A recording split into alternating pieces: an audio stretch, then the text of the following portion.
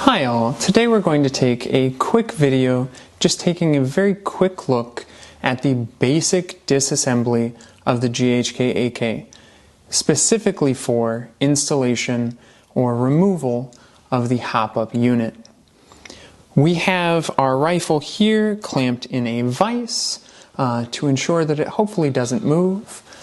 Today for this video we are using a standard GHK AKM, but this procedure works for any of the GHK AK platform. So we'll begin by removing our dust cover, which we push the recoil spring in slightly, and then that can remove. We'll go ahead and set that to the side. We can then remove our recoil spring,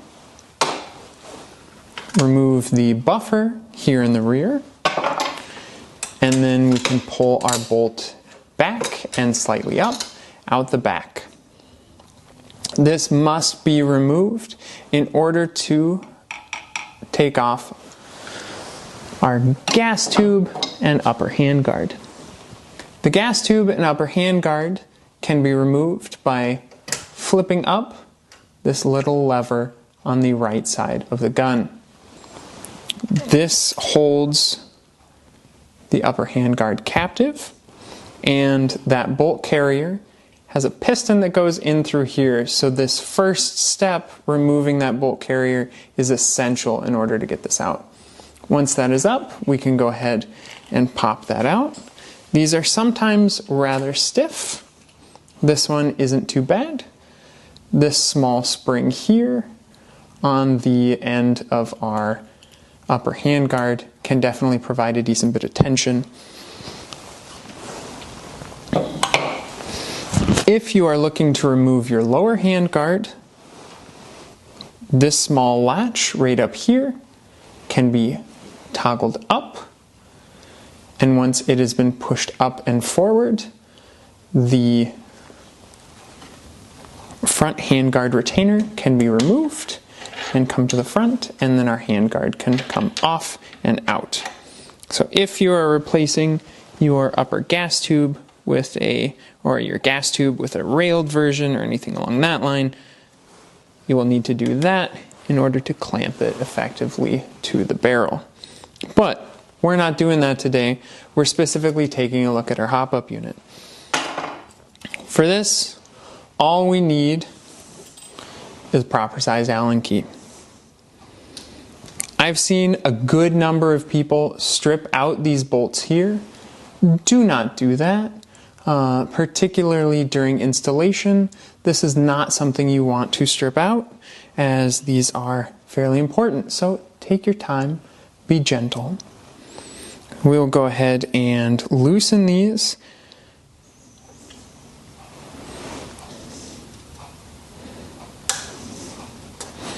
And then fully remove them. You'll see that there's a silver dial there.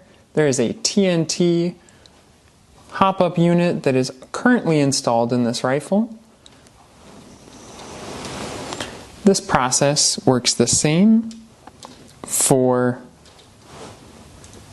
the stock hop-up unit as well as aftermarket units like TNTs. Once these are out, we can pull those screws. Sometimes this back one here is a little persnickety, so just get that Allen key up underneath it and pull it up and out. We'll set those aside. Do not lose those. This is our feed ramp assembly. It is in there quite tight. A solid way to get that out is to gently take an Allen key, slip it in those holes, and kind of work it back and forth lightly. There we go. And we see that has been removed now. Once you've taken it out, go ahead and inspect it, see if there are any issues, any damage, any chipping, etc. And set it aside. At this point, you want to be very careful. A hop-up nub is held captive under this dial. So you want to make sure that that is not lost. So let's go ahead and carefully remove that dial. We can see that that nub is in place, and we will go ahead and pop that nub out. I'm just using my fingers. If you don't feel comfortable removing this little nub with your fingers, go ahead and use needle nose pliers or something like that. I recommend keeping a small jar or something nearby, close at hand, so you can easily get those out and make sure that those are not lost. At this point, we can go ahead and pull our hop-up unit and our inner barrel. And then you can lightly tap the rifle to the rear to pull the hop-up assembly back. I'm not going to deal with this here, so I'm just going to loosen the rifle out of here and give it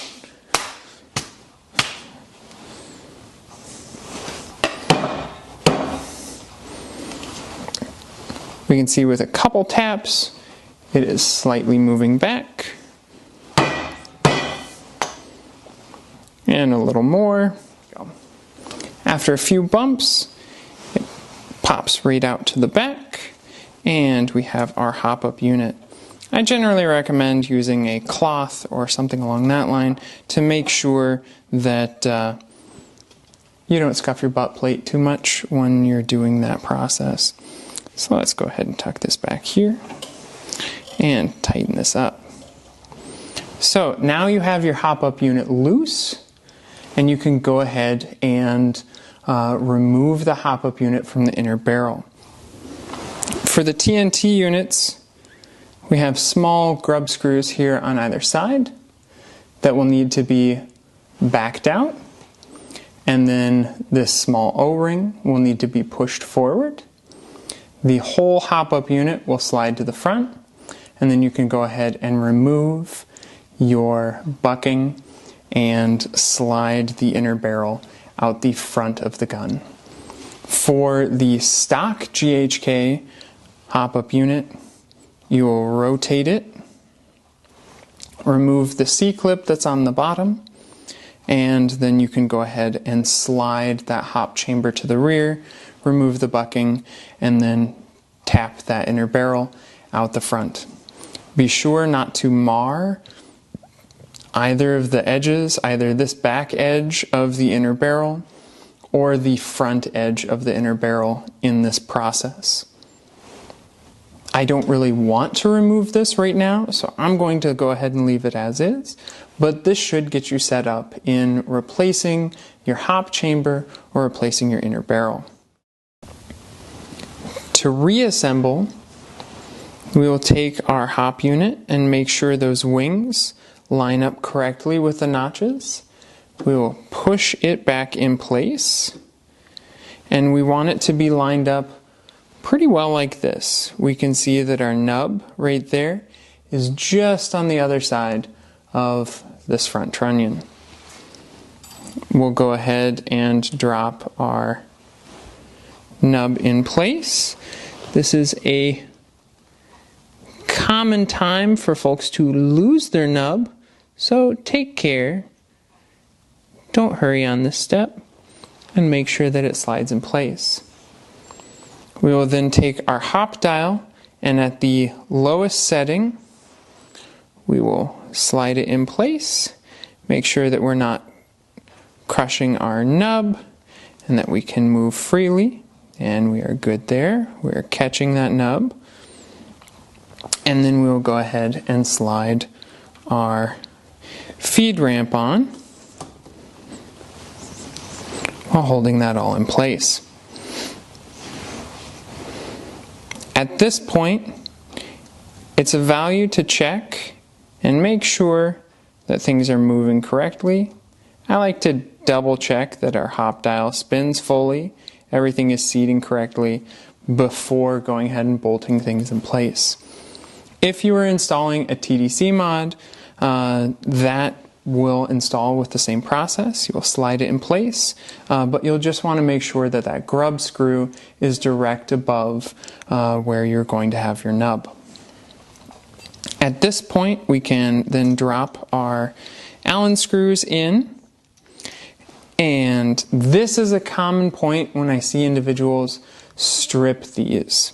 If it's due to poor alignment or just incompetence, sometimes this will not sit fully, and folks will press and press and try and end up stripping either these screws or worse, the threads out that they're screwing into.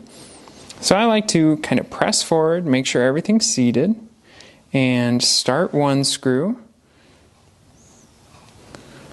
All right, we are starting. You can feel that it's starting there. And I do not screw that screw in all the way. I go ahead and make sure that that other side is seating, and then I start it threading in as well. Once I have both screws partially threaded, I can go ahead and thread all the way. So this one, both threaded in perfectly fine. And so we will put them in place. You do not need to massively torque these down. That is another issue. These are relatively small bolts. So we will make sure that those are nice and tight and snug. Once that is in place, we will want to double check that our dial moves freely. If it does not move freely, if it is too tight, you will possibly have a trunnion issue, or otherwise need to do some work here. I have seen some individuals address that by sanding down the backside of the feed ramp, but that's not something that I absolutely love doing. So at this point, we can go ahead and reassemble the rest of the rifle. We'll put our gas tube back in place. Make sure that that lever is up and seated down, and then we can click that back. One thing I forgot to mention previously, on the AKMSU or the AKS74U, the crank models, the lever on the side is not present. Release for the upper handguard is controlled by the top cover. The top cover hinges on those models, and as it hinges up, a small detent retracts, allowing that handguard to be removed.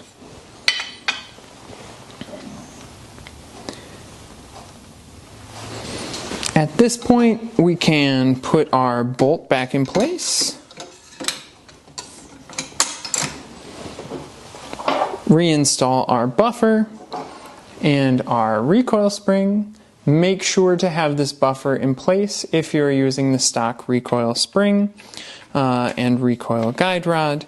If not, your bolt will ram into this and bend this unit. So we'll go ahead and slide that in and take our dust cover, notch it into the front U that's there, press in our recoil guide rod lightly, and wiggle that in place.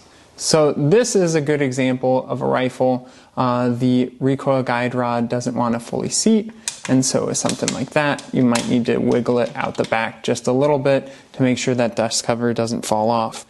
Some individuals have very tight dust covers.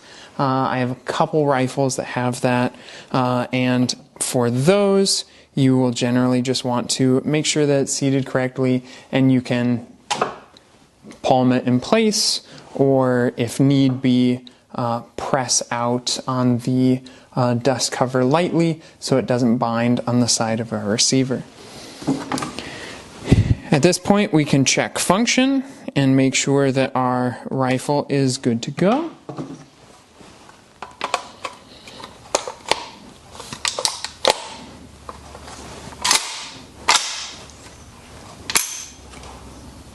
And we do not have gas in this magazine, but everything seems to be working correctly.